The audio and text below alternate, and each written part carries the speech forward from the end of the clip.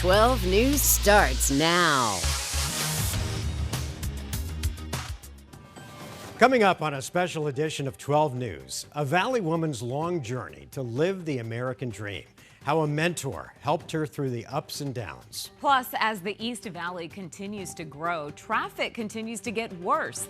But ADOT has big plans to fix that, including a new 55-mile freeway. And the Phoenix Fire Department shows off its new truck designed to carry drones, allowing crews to get a bird's eye view in just a matter of minutes. Thanks for joining us, everyone, for this special edition of 12 News. I'm Mark Curtis. And I'm Kariba Devine. Over the next hour, we're taking a look at some of the most inspiring, moving, and empowering stories across Arizona. And we begin with a Valley woman's long journey to achieve the American dream. This is a story of perseverance, defeat, the incredible value of having a mentor, and what can happen if you never give up on your dreams. Of the many twists and turns the road of life can take, the path that Betty Contreras found herself on was full of dead ends. The main thing that I was supposed to do coming to the States is to go to school. I wanted to learn the language. I wanted to be able to help my siblings come to the States. At just 11 years old, Betty was smuggled into the U.S. by coyotes. She had plans to live with her brother and his wife. Started abusing me mentally, physically abusing me, up to a point where I needed to sleep in a closet.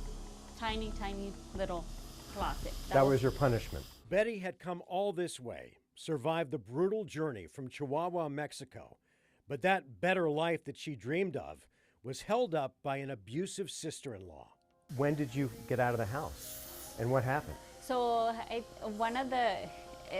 now that I remember, before when I used to talk about it, I used to cry because it was hard, just to go back to that moment. Things got so bad that one night, Betty ran away, begging friends and friends of friends if she could stay with them. I don't even know how many houses I lived in. Maybe 6, 7 houses, just from meeting people. Can I stay here?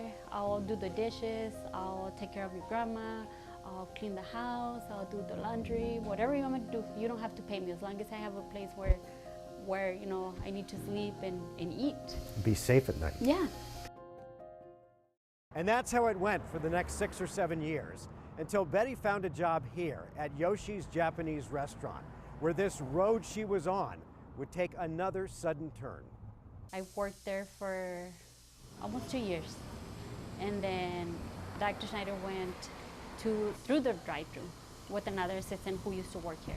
And just the way she took our order, and I was looking for someone out front who could be personable with the patients and everything like that, and who spoke Spanish. So the way she took our order, I had no idea what she said, but I drove her onto the front and I said, go in and ask her if she wants to work in dental. In my head, I'm like, this is it. This is the chance you need because you're looking for another job.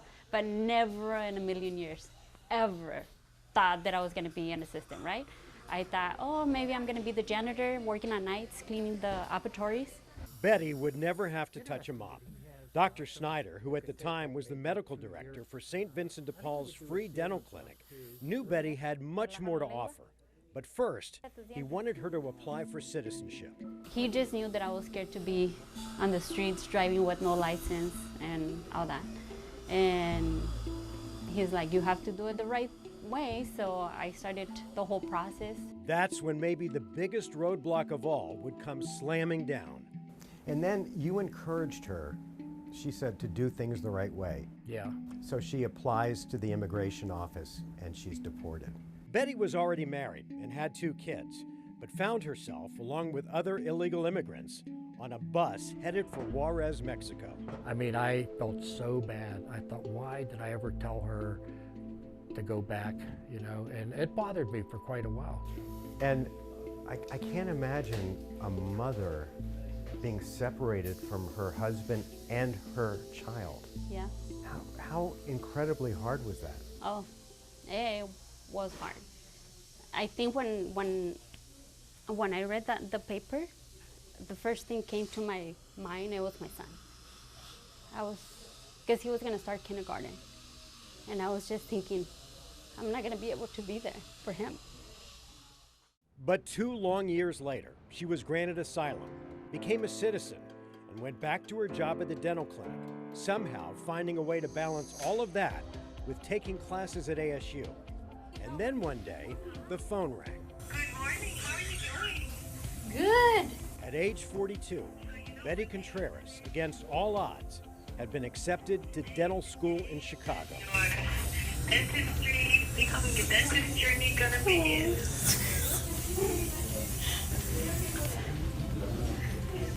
I cried. I cried a lot. I cried all weekend because they called me on Friday. So Friday, Saturday, and Sunday, I was crying. I was just crying. I didn't tell all the family, just the closest friends, but we all cried. We were just crying. It was. Tears of joy, though. Oh yeah, for sure, yeah. The chair is over here, Dr. Snyder. And for Dr. Ken Snyder, her mentor, and maybe the father she never had, one last way for him to give back. You know, I'm not going to be here forever, and I mean at the clinic. hopefully I'll be here a little bit longer. Where are you going, Doc? Yeah. But I think the best gift I could give back is to provide someone who then can take my place and make it happen for many years to come. And I'm really proud of that.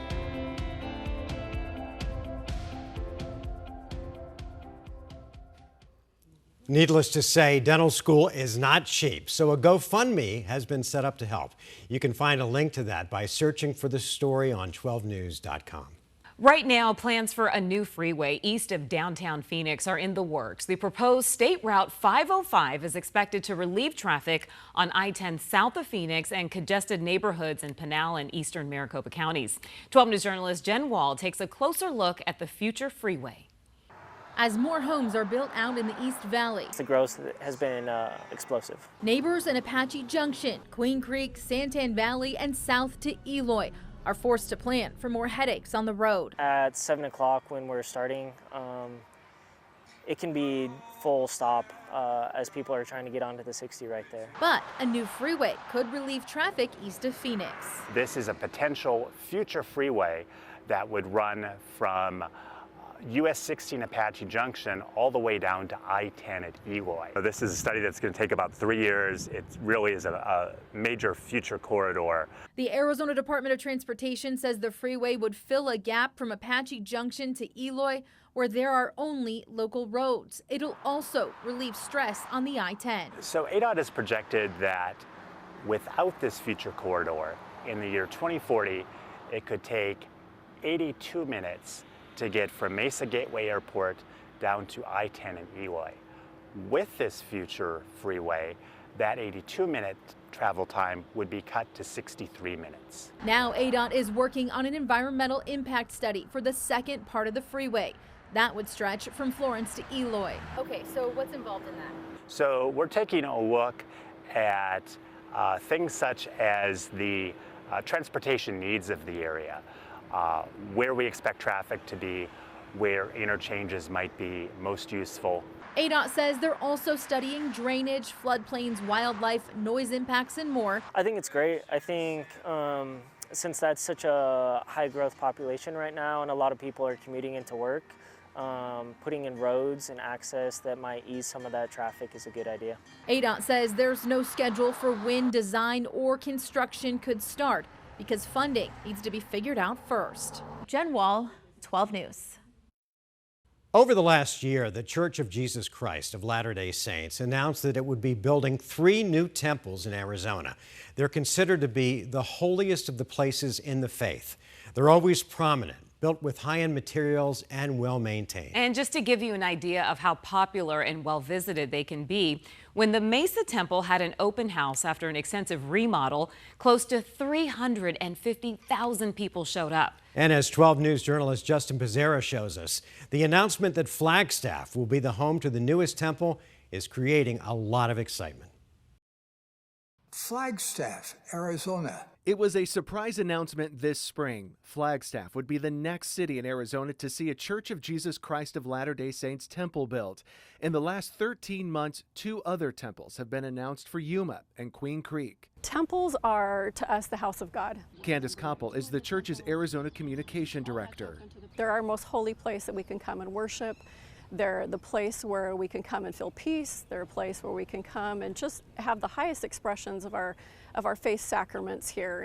The religious practices that happen in the temple are considered sacred ordinances. They include things like marriages and baptism for ancestors. Arizona's first temple, built in Mesa, was dedicated in 1927. Another temple wasn't built in the state for 75 years until the Snowflake Temple opened in 2002.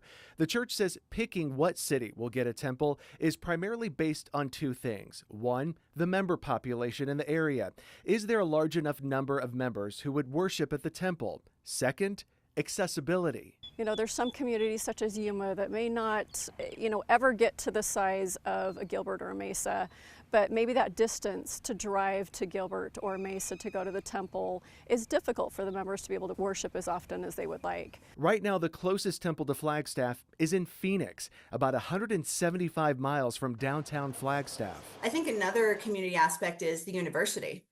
With NAU, students not having to travel home to take part in this temple, being able to have folks that maybe come to Flagstaff, to Northern Arizona University from other places, having a temple here would be great for them as well.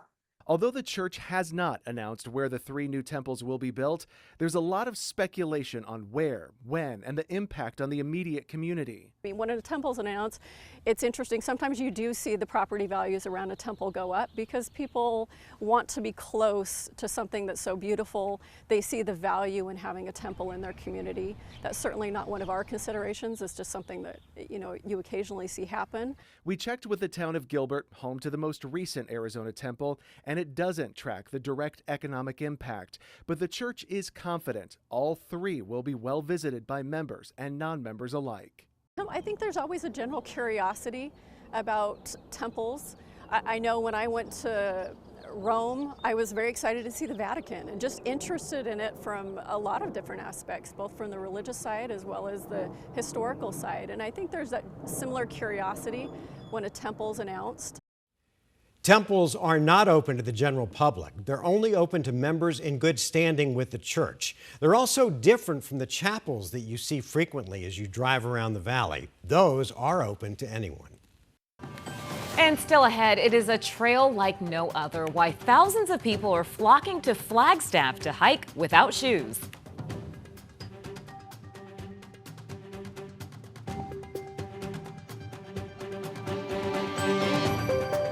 Valor, dedication, sacrifice. Members of our military make a positive impact on our communities long after they take off the uniform.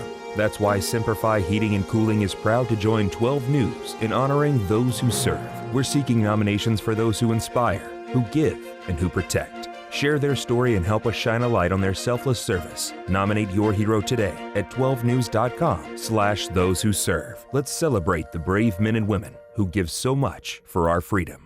This year, health officials are predicting nearly 7,000 people will be diagnosed with breast cancer in Arizona. The American Cancer Society saying that early detection is preventing deaths from the disease, but survivors and fighters still insist on sharing their journeys to keep those stats at bay. 12 News journalist Rachel Cole has more. Breast cancer was not in my family, so I was not even thinking about it. Carol Cote sitting down for a tough conversation. I went to do this whole process by myself. Back in August 2020, Carol's cancer discovered during a routine mammogram. My genetic doctor called me up and said, "We need to talk to you. You're BRCA2. Your surgeon will call you in a half hour." My surgeon called me up and she said, "Carol, you are too young and your breasts are too dense. It's gonna come back. It's not a matter of if, it's when." This fighter, happy to hear she was too young at age 50 for the disease, but jokes aside, underwent a double mastectomy. After the mastectomy, we're now going to the colonoscopy. We had the oophorectomy. I often envisioned you know, in the movie Grease, where the guy is bending over the car and he's throwing all the car parts out.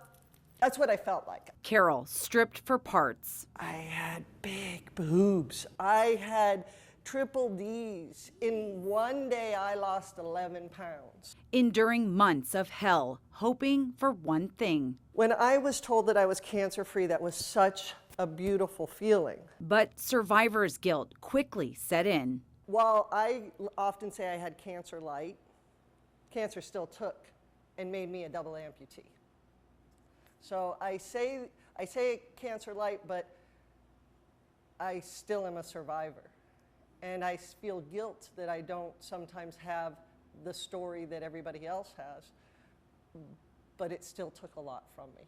Determined, though, to take back what's hers. I was coming home one day and I was like, I'm never gonna get home just walking. So I started running and I realized I was aerodynamic now. So I was like, oh, they're not moving everywhere and I can run. And I started running. Multiple marathons under her belt, ahead of making strides. On my first year anniversary I went to my first strides walk and I saw this sea of pink and I was just like, my people, I've met you. You are all like me. Finding out that no matter your story, you're stronger with those who've survived and those who have survived, courageous enough to warn women and men get screened. Not screening yourself doesn't make it go away. If you have a tumor, if you have cancer, if your body makes cancer, not knowing doesn't stop it. It just lets this beast inside of you get bigger. That was Rachel Cole reporting. Carol is now celebrating 5 years cancer-free. A new hiking trail in Flagstaff is attracting thousands of visitors this summer, giving new meaning to getting in touch with nature.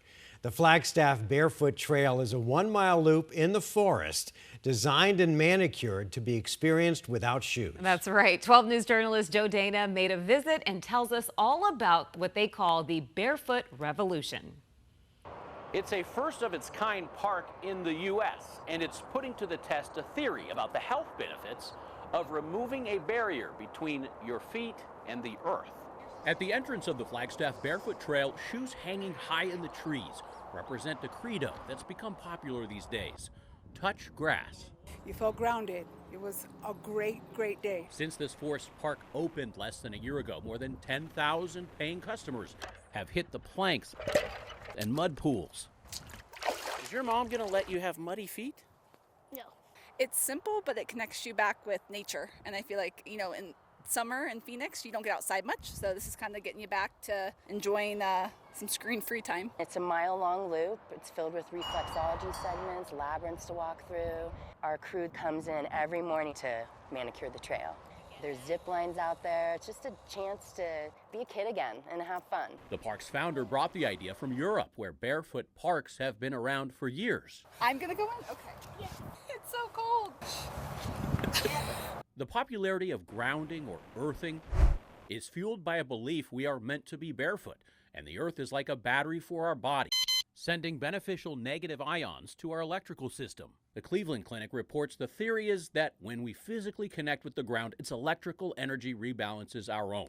Experts emphasize it's just a theory. Still, Lupe Conoyer says walking on dirt and grass daily is an intentional practice she does to treat her lupus diagnosis. She'd like to think grounding has anti-inflammatory effects, as some believe. Whether it's helping me, I'm not positive. But what it does do is help me calm down. There is widespread agreement among doctors earthing contributes to mindfulness, a Mayo Clinic report concluding placing bare feet or hands directly on the surface of the earth is a body-focused therapy that may even have an impact on PTSD, pain, and releasing body tension. And of course, simply connecting with nature, this park invites visitors to do it many ways, has undisputed physical and mental health benefits. I think it's just getting out of all the chaos out there, and they want to come ground. In a world of fast-paced distractions, an invitation to kick your shoes off and slow down. They're starting the barefoot revolution. Joe Dana, 12 News. If you plan to go, the Flagstaff Barefoot Trail is west of Flagstaff in Belmont and is open every year from May through October. Cost is $10 to $15 per person, and reservations are recommended. Still ahead, Arizona isn't exactly known for its winter sports, but one club in the Valley is showing that Arizona knows how to curl.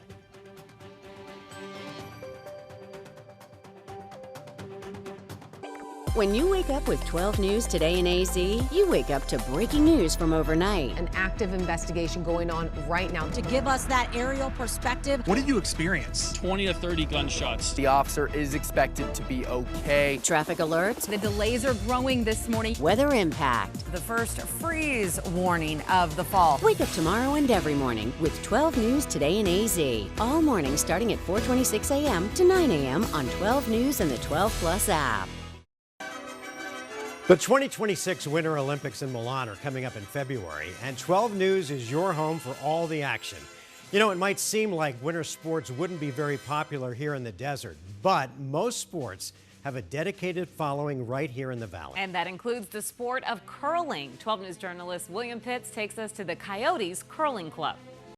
Curling is more than 500 years old. So it predates the United States, it predates Canada. It comes from Scotland, where 500 years ago, a bunch of Scots got an idea. Take big granite rocks and slide them on ice. The result is a sport that's become insanely popular at the Olympics, probably because it looks like any one of us could do it. Two most common comments I get after, right, people go in there. One is, that was a lot of fun. Two is, that's a lot harder than it looks on TV. Easy game to learn, hard to master. At its most basic, it's shuffleboard on ice with some different rules. You want to slide or throw your rocks down the ice toward the bullseye. The idea is to get your rocks closer to the center than your opponent's rocks. The strategy comes in when you can knock the other team's rocks out. So why is it called curling? It's not the broom, it's the way you spin the rock. And it's because of that rotating, there's a differential in the friction, right, which begins to add that motion. The motion curls the path of the rock. A lot of people look at it and say, hey, yeah, that looks something like I could do. Famous last words. Here's the thing about curling. Come on down into a crouch, a balanced crouch. Rock here in front of me, right in front of my eye. That position right there, it's really, really hard to do. You got to stretch out the hips a little bit. Yep, you want to do a little bit of warm-up if you're going to be playing this for 2 hours. Come on down, stretch that right leg. Don't even try to stand up. Flip it like you want to put your shoelaces on the ice. Oh, like that. Yeah. Because once you're on the ice, left foot on that thing, which is Yep, very slippery. Crazy slippery. It's all on you, or rather all on your leg. And you want that rock here in front of you. Okay. Straight arm. Great. Whoa. That's good. That's pretty good, Will. That was amazing, right? I like good stuff. I Want like to do that. it again? I'll do it one more time. One more time. Absolutely. Okay, here we go. This is the problem. It's addictive. Yep. And then pretty soon you're in a curling league. Nice. Better. Much better. But if you can keep your balance and figure out the right thrust to slide ratio, you may, just may, get the rock where you want it to go. Lindsay was being nice and helping my rock along, past the line that puts it in play. Like getting one good golf shot, it keeps you coming back. That's a nice shot, Will. Almost there. Tiny bit more weight, you've been in the rings. Joining the team. Hold that thought, because there's another half of curling. So you need to lean over and put some weight here, and then it's just a matter in front of the rock. Whole weight on that thing. Yep. The broom. Wait, I gotta go like this, don't I? There we go. Oh, he's taking the shoe cover off now. This is business. Basically, the broom slightly melts the ice and makes it go a little farther. Oh, you gotta go. Sweep! Yeah, that's the workout. The other thing about curling is how polite it is. Like Canada polite. There's no trash talking. We even mic'd these guys up, thinking they would. Yeah, I don't like the angle either. But no, Lindsay says that's just the way it is. It's a very social sport. There's a lot of etiquette involved, right? You know, you shake hands with your opponents both before and after the game and wish them good curling. And you can learn to curl too. The Coyotes Curling Club has learn to curl sessions every few months. But once the Olympics start, those classes fill up quickly. And who knows? You may be the next Olympian. if you can stay on your feet. Almost had it. William Pitts, 12 News. Remember, you can watch the 2026 Milan Cortina Olympics right here on 12 News beginning February 6th. And stay with 12 News leading up to the games as we highlight the Arizona athletes and connections that we can all root for in Milan. Still ahead, why Phoenix Fire is rolling out a high-tech vehicle that won't be carrying fire hoses and ladders, but instead drones and camera batteries. Plus, a woman hiking the Grand Canyon is now the owner of a new record. A look at her inspiring journey. And it's not often that you hear about a new lake. How SRP says an ambitious new plan will help power the valley for years.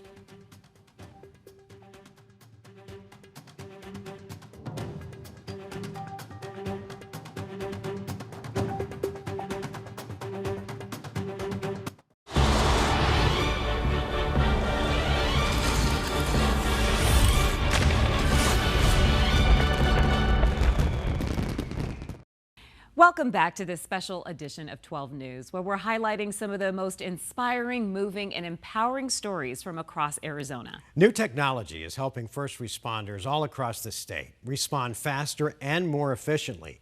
And that includes the Phoenix Fire Department, which just rolled out a new high-tech vehicle to support its drone unit. 12 News journalist Kyle Simchuk got an exclusive first look. At Phoenix Fire Station 61, the future of fire and rescue is taking off. This new vehicle is a game changer for the department's growing drone unit. This is Drone 1. It's one of the newest additions to our fleet, and it's an upgrade and investment in the Phoenix Fire Department Unmanned Aerial Systems program. Before this van, Captain Kenny Overton says crews had to squeeze drones, batteries, and chargers into a reserve Ford F-250. We're making do with what we have. Now everything is organized, and drones can get airborne in under a minute when emergencies hit. And they've been busy. Last year alone, the department's 9 drones and 10 pilots flew 971 missions and logged 146 hours in the air. We respond to structure fires, we respond to mountain rescues and reports of lost hikers. We also use these for mapping. We assist our fire prevention and our GIS teams in creating accurate maps for our crews. Some drones have thermal cameras that can see through smoke and identify hotspots. They can also drop flotation devices, and an onboard speaker allows pilots to communicate with people being rescued. Smaller drones can be launched inside hazmat areas or unstable buildings. This is a tool to keep our firefighters safer and to give our command officers the best information possible as quickly as possible. As we were filming, Drone 1 was dispatched to a real-life emergency. A 63-year-old woman was suffering from a heat-related emergency on Camelback Mountain. We launched our drone and were able to find the patient very quickly based on location. We radioed that information to our command, and they're able to dispatch our technical rescue teams up the mountain appropriately. The rescue lasted about an hour. The woman made it down the mountain on her own 2 feet with the help of rescue teams. Our people are great at what they do, and this is just another tool in our toolbox to make them even more effective.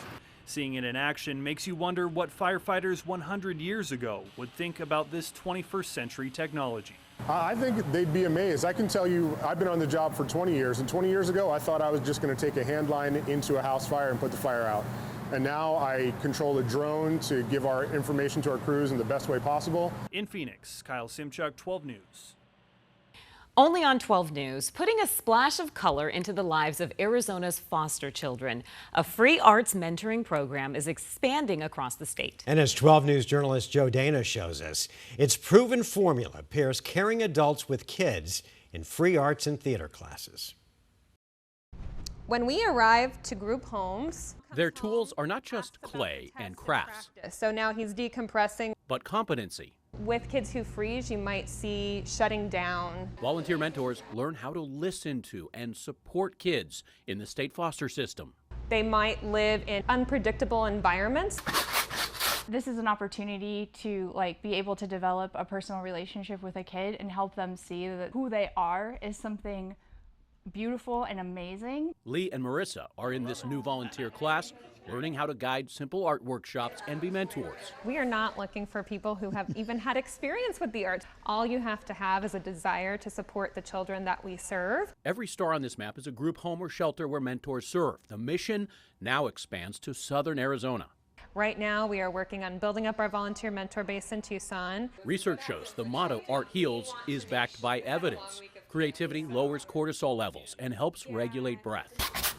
It's good to be in that flow, that mental state of play, and anybody needs that. It just kind of puts you at ease while you're working, and I've seen that with kids, like when we're doing crafts or projects. I'm not a fantastic artist, but I look back in my life and I see how it actually has helped me cope with stress and anxiety. Yeah, the kids that we serve are going through very difficult situations in their life in which their stress response is constantly elevated. So if they're coloring a picture, if they're drawing or painting or participating in a session with a musician, just 45 minutes of art making can significantly lower those stress levels in the body.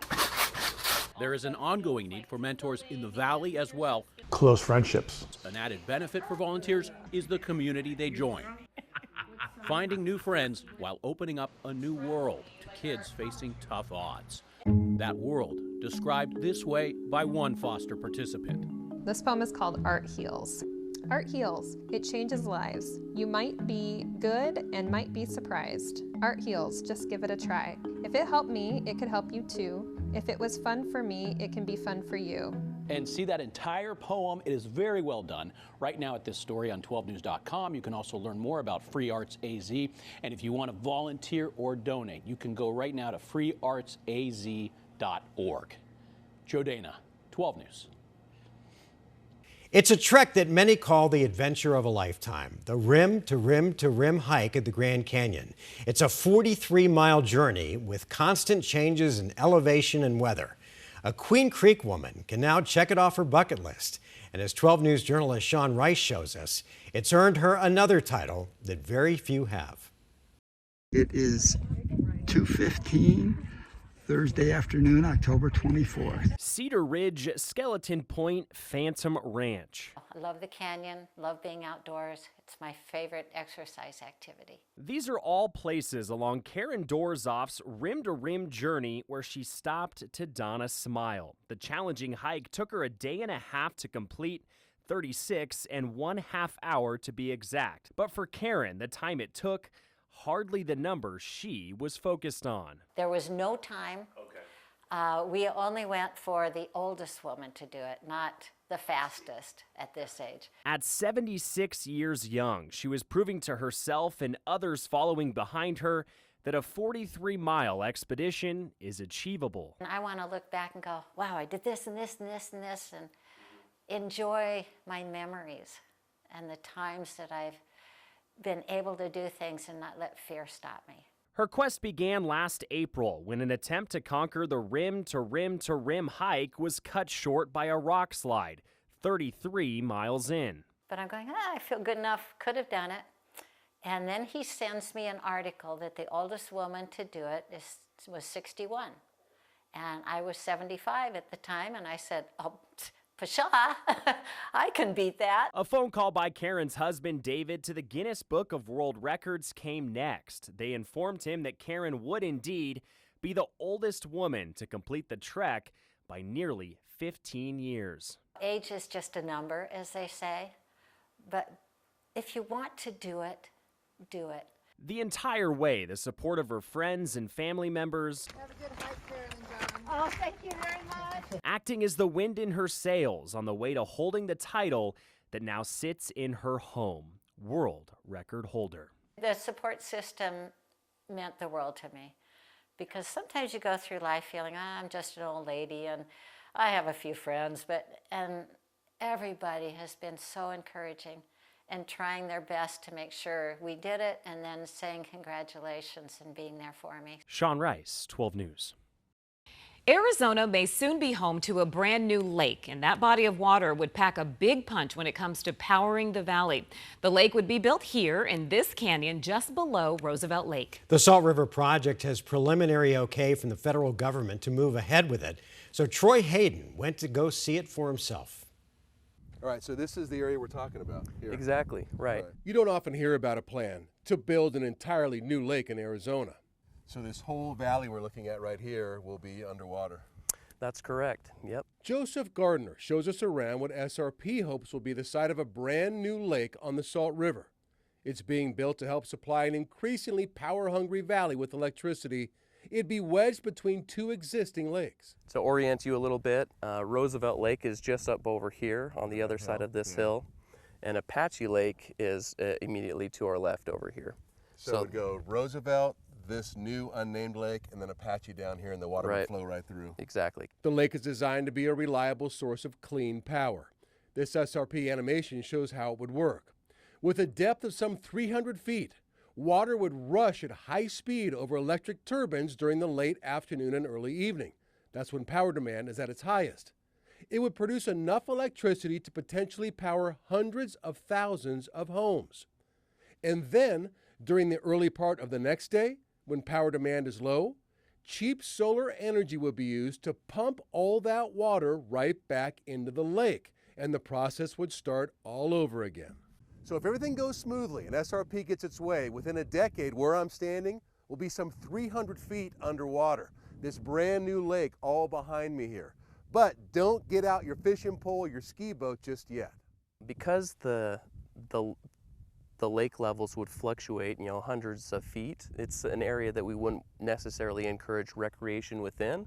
But folks would be welcome to recreate around the facilities. So at any given time during the day, the surface of this lake could go up and down 100 feet?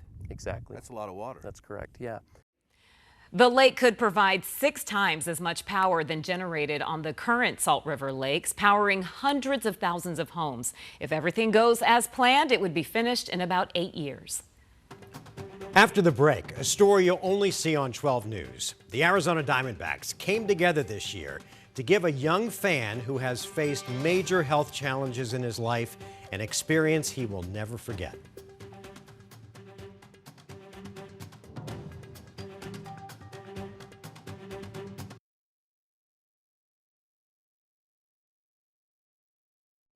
Your mornings don't stop, and now neither do we. Welcome to Today in AZ. 12 News Today in AZ keeps going. Expanding to 9 a.m. on the 12 Plus streaming app. More live weather. More live traffic updates. More breaking news. Live from 4:26 a.m.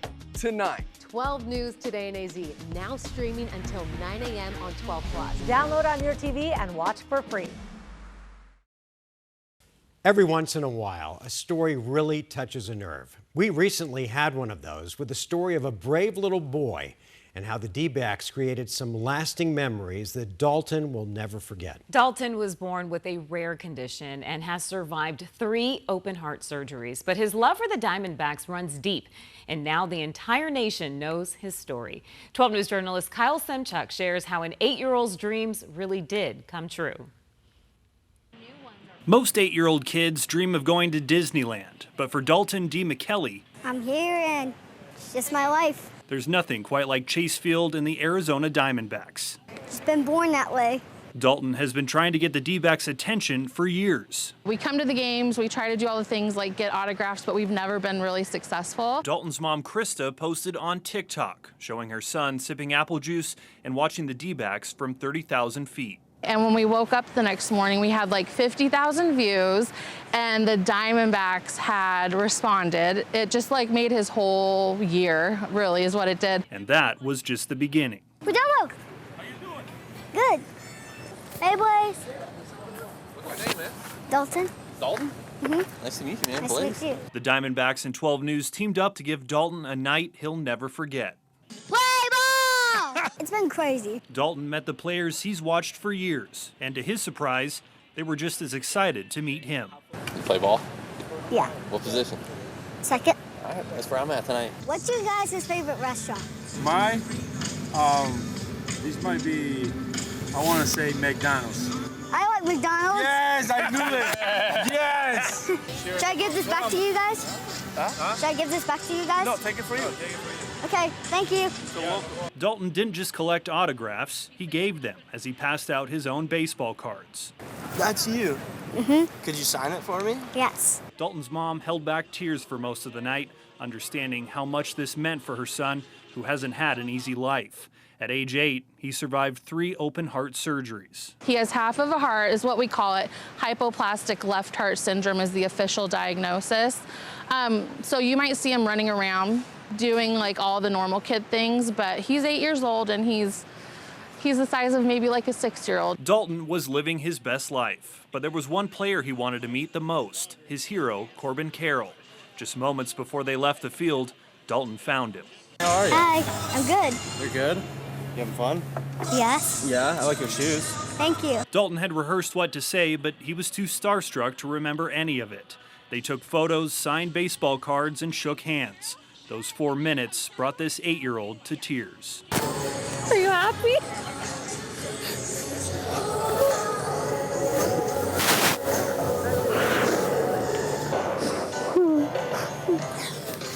It's okay. You're happy tears, right? Happy tears? Just to be able to do something special for him, it meant a lot. It was a great reminder of kind of the power that we can have as athletes and the lives that we can touch.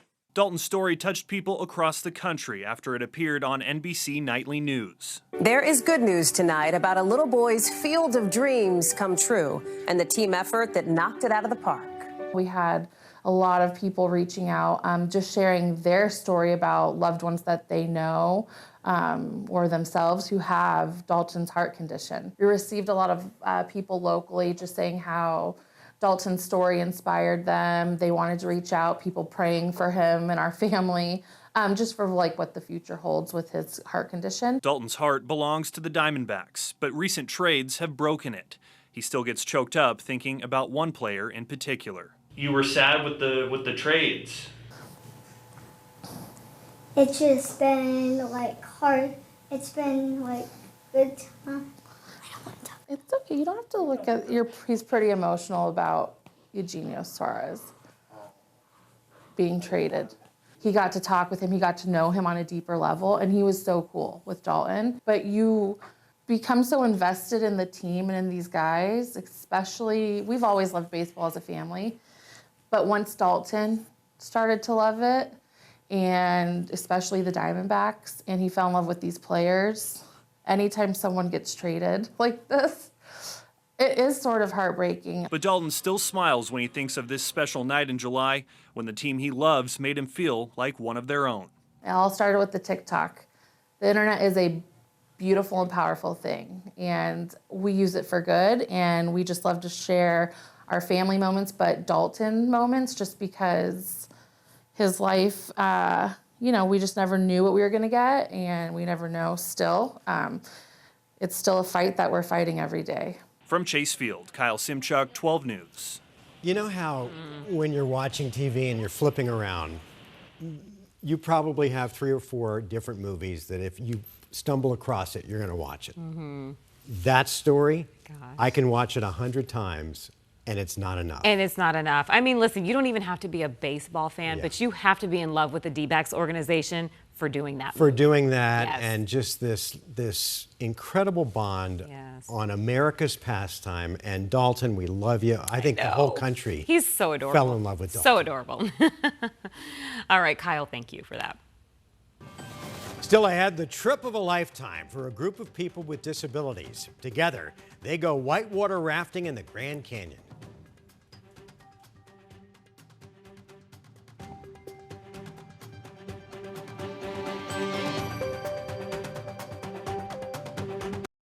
.12 News and 12 Plus keep you in the loop by reporting more from the rapidly growing West Valley. We're outside Surprise City Hall. More homes, jobs, and unexpected challenges expanding west. In Peoria, they'll have the resources ready. 12 News, dedicated to the West Valley. Explosive is one word for what's happening. West Valley in the Loop on 12 News and streaming on 12 Plus. Download on Roku, Fire TV, and Apple TV devices.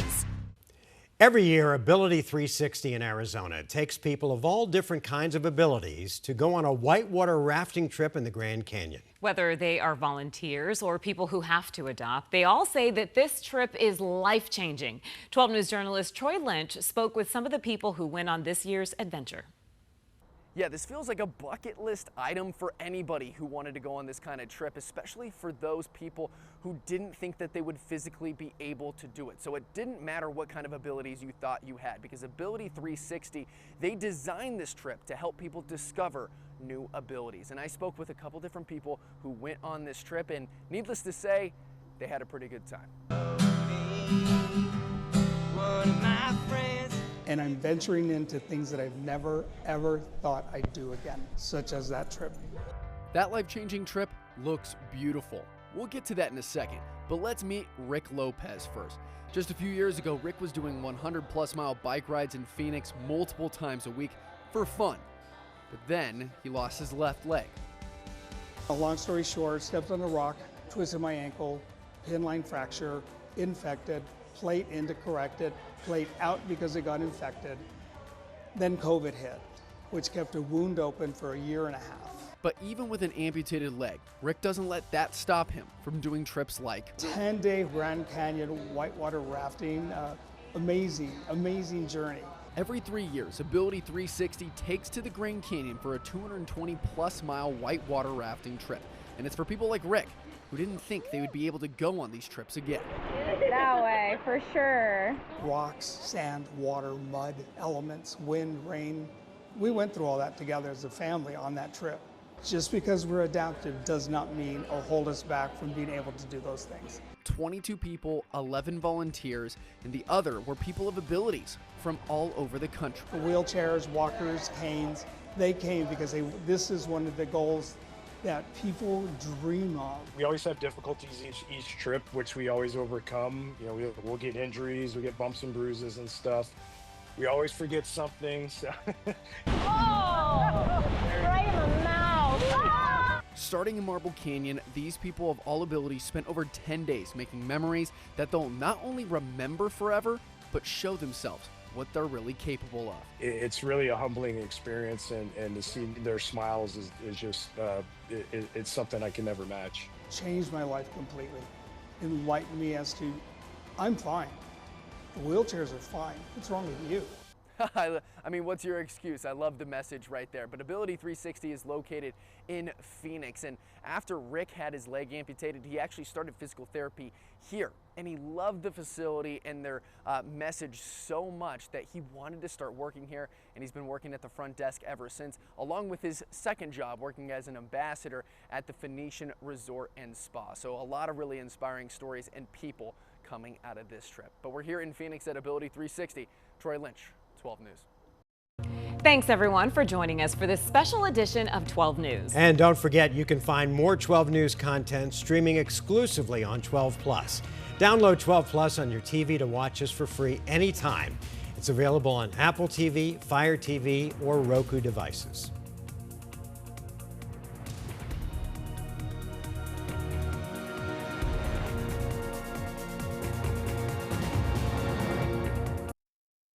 Sunday nights set the tone for the week. We'll stay on top of this. Wind will be the weather word for Monday. You want to start Monday morning knowing what to expect. And Sunday 12 News at 10 will get you ready. 12 News is dedicated to Sunday nights and dedicated to getting you ready for the week.